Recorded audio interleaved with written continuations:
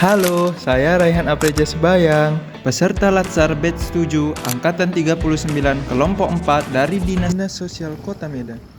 Menjadi seorang ASN, pekerja sosial bukan sekedar tentang status, tapi tentang komitmen untuk hadir di tengah masyarakat melalui nilai-nilai berakhlak.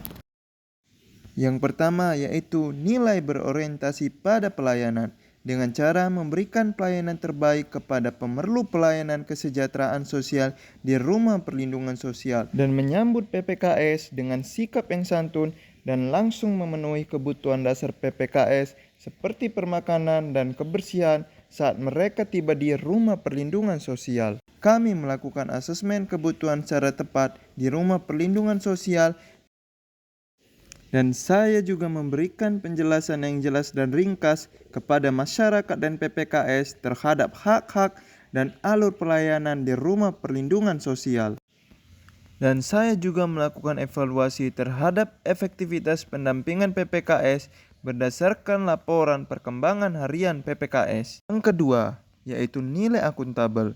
Akuntabel yaitu bertanggung jawab terhadap pekerjaan yang diemban, dengan memastikan setiap data identitas PPKS dan laporan pendampingan sosial disusun secara jujur dan faktual tanpa manipulasi.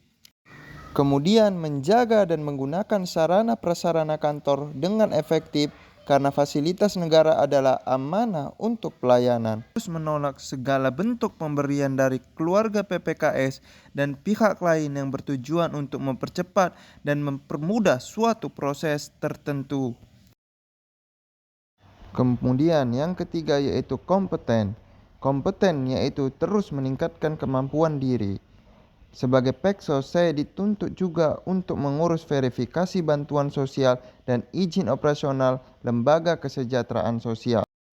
Saya harus terus mempelajari regulasi-regulasi terbaru seperti mengenai bantuan sosial dan izin operasional lembaga kesejahteraan sosial demi memberikan kualitas kerja terbaik. Dan memverifikasi data bantuan dan izin operasional lembaga kesejahteraan sosial dilakukan secara tepat agar menciptakan hasil yang akurat.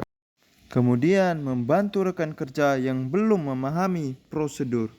Kemudian nilai harmonis, yaitu dengan melayani tanpa membedakan suku, agama maupun status sosial. Dan sigap memberikan pertolongan jika pemerlu pelayanan kesejahteraan sosial mengalami kendala.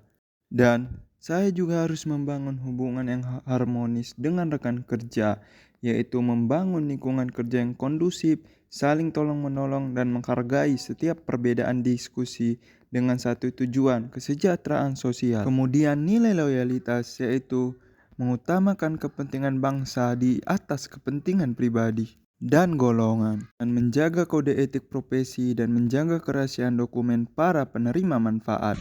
Laksanakan tugas sesuai kebijakan pemerintah di bidang pelayanan sosial walaupun di luar jam kerja.